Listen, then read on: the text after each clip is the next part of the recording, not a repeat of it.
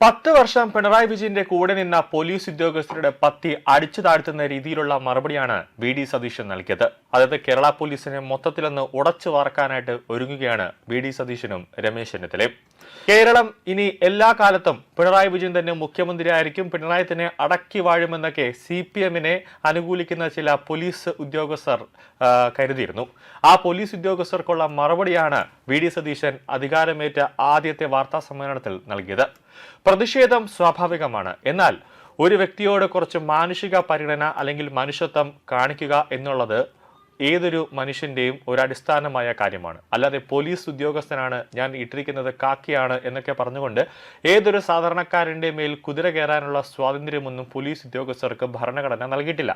പക്ഷെ CPM-നെ അനുകൂലിക്കുന്ന ചില പോലീസുകാർ ഒരു ദയയുമില്ല. CPM നേതാക്കളുടെ മുന്നിൽ നട്ടൽ വളച്ചു നിൽക്കാനായിട്ട് ഇവർ വേണമെങ്കിൽ ഇവരുടെ ആ കാക്കി യൂണിഫോം വരെ അവരുടെ CPM നേതാക്കളുടെ മുന്നിൽ അടിയറവ് വയ്ക്കുന്ന ചില പോലീസ് ഉദ്യോഗസ്ഥരുണ്ട്. അവരാണ് കേരള പോലീസിനെ മൊത്തത്തിൽ നാണക്കേടാക്കുന്നതും കേരള പോലീസിനെ മൊത്തത്തിൽ ഒരു ചീത്തപ്പേര് നൽകുന്നതും.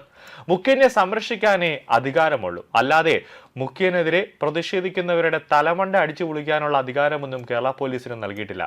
പ്രതിഷേധം സ്വാഭാവികമാണ്, അതൊരു മനുഷ്യന്റെ അധികാരമാണ്. കാരണം കേരളത്തിലെ ജനങ്ങളാണ് വോട്ട് ചെയ്ത് ഒരു സർക്കാരിനെ കൊണ്ട് ഭരിക്കാനായിട്ട് ഇരുത്തിയിരിക്കുന്നത്. ഒറ്റ വാക്കിൽ പറഞ്ഞാൽ കേരളത്തിലെ ജനങ്ങളുടെ പണിക്കാരാണ് ഈ നിൽക്കുന്ന സർക്കാർ എന്ന് പറയുന്നത്. കേരള പോലീസിലെ തന്നെ ഒട്ടനവധി പുഴുക്കുത്തുകളായ പോലീസുകാരുടെ നട്ടൽ ശരിയാക്കാൻ വേണ്ടിയാണ് കേരള പോലീസിലെ പുലി എന്ന് തന്നെ വിശേഷിപ്പിക്കുന്ന ഷൗക്കത്ത് അലിയെ തന്നെ വി.ഡി. സതീശൻ ആദ്യമേ തന്നെ കളത്തിലിറക്കിയത്. പിണറായി ഭരണത്തിൽ ഒതുക്കപ്പെട്ട ഷൗക്കത്ത് അലി നേരത്തെ ഡെപ്യൂട്ടേഷനിലായിരുന്നു. അവിടെ നിന്ന് ഇപ്പോൾ തിരിച്ചു വന്നതിന് ശേഷം ഇപ്പോൾ പുലിയായി ഒരു സിംഹമായി തന്നെ ഇപ്പോൾ വി.ഡി. സതീശന്റെ അടുത്ത് തന്നെയുണ്ട്. 15 ദിവസത്തിനകം റിപ്പോർട്ട് നൽകാൻ ആഭ്യന്തര വകുപ്പ് നിർദ്ദേശവും നൽകിയിട്ടുണ്ട്. ഷൗക്കത്ത് അലി ആണെങ്കിൽ CPM-ന്റെ പാർട്ടി ഓഫീസിന്റെ അകത്ത് വരെ കയറി ഈ മുഖ്യമന്ത്രിയുടെ ഗൺമാൻമാര് അവിടെ കയറി ഒളിച്ചാലും ഷൗക്കത്ത് അലി പാർട്ടി ഓഫീസിൽ വരെ കയറി പൊക്കുമെന്ന് CPM-ലെ നേതാക്കന്മാർക്ക് നല്ലപോലെ അറിയാം. യൂത്ത് കോൺഗ്രസുകാരെ അടിച്ച ഗൺമാൻമാർ ഇപ്പോൾ വളരെ ആശങ്കയിലാണ്. അവർക്കിപ്പോൾ ഉറക്കമൊന്നും ഇല്ല എന്നാണ് അറിയാൻ സാധിക്കുന്നത്. കാരണം അന്വേഷണം ഉറങ്ങുമ്പോൾ മുൻ മുഖ്യമന്ത്രി പിണറായി വിജയന്റെ സുരക്ഷാ സംഘത്തിൽ പുതിയ നീക്കങ്ങളാണ് ഇപ്പോൾ നടക്കുന്നത്. അന്ന് ആക്രമണത്തിന് നേതൃത്വം നൽകുകയും പിന്നീട് മുഖ്യമന്ത്രി രക്ഷാപ്രവർത്തകർ എന്ന് വിശേഷിപ്പിക്കുകയും ചെയ്ത സുരക്ഷാ ഉദ്യോഗസ്ഥരിൽ 2 പേരെ അദ്ദേഹത്തിന്റെ സുരക്ഷാ സംഘത്തിൽ തന്നെ നിലനിർത്താനുള്ള സമ്മർദ്ദങ്ങൾ ഇടത് സംഘടന കേരള പോലീസിൽ തന്നെ നീക്കം നടത്തുകയാണ്. UDF സർക്കാർ അധികാരമേറ്റ ഉടൻ തന്നെ ഈ മർദ്ദന കേസിൽ പ്രത്യേക ക്രൈംബ്രാഞ്ച് അന്വേഷണം പ്രഖ്യാപിച്ചതിന് പിന്നാലെയാണ് നടപടി ഭയന്ന് ഈ ഉദ്യോഗസ്ഥർ പോലീസ് സംഘടനകൾ വഴി രാഷ്ട്രീയ സ്വാധീനം ചെലുത്താൻ ശ്രമിക്കുന്നത്. ഈ ഒന്നൊരു സുരക്ഷാ ഉദ്യോഗസ്ഥനും രണ്ടാമത്തത് ഈ ഗൺമാനും, ഈ 2 പേരും കുറ്റക്കാരനാണെന്ന് തെളിഞ്ഞു കഴിഞ്ഞാൽ ഷൗക്കത്ത് അലി പിന്നെ മുഖ്യമന്ത്രിയുടെ കൂടെ നിൽക്കുന്ന ഗൺമാനാണ് എന്നുള്ള ഒരു പരിഗണനയൊന്നും കൊടുക്കത്തില്ല. എവിടെ വച്ചിട്ടാണെങ്കിലും, നട റോഡിൽ വെച്ചിട്ടാണെങ്കിലും അവിടെ വെച്ച് ഈ 2 കയ്യിൽ വിലങ്ങിട്ട് അറസ്റ്റ് ചെയ്യും. അതാണ് ഷൗക്കത്ത് അലിയുടെ ഒരു രീതി.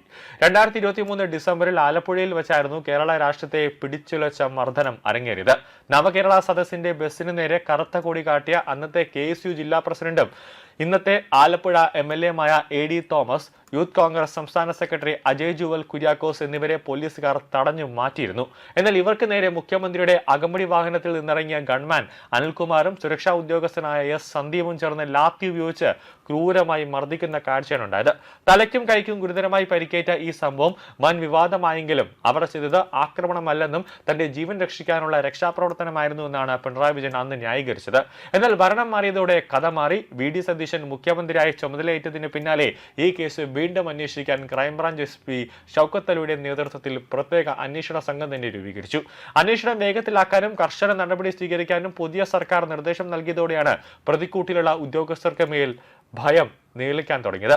മുൻ മുഖ്യമന്ത്രിയുടെ പേഴ്സണൽ സെക്യൂരിറ്റി ടീമിൽ തുടർന്നു പോയാൽ സർക്കാരിന്റെ നേരിട്ടുള്ള വകുപ്പുതല നടപടികളിൽ നിന്ന്, അറസ്റ്റിൽ നിന്നുമൊക്കെ ഒരു പരിധിവരെ രക്ഷപ്പെടാമെന്ന കണക്കുകൂട്ടലിലാണ് ഉദ്യോഗസ്ഥർ. ഈ കണക്കുകൂട്ടൽ എത്രത്തോളം ശരിയാകുമെന്ന് ഇനി നോക്കിയിരുന്ന് കാണേണ്ടതുണ്ട്.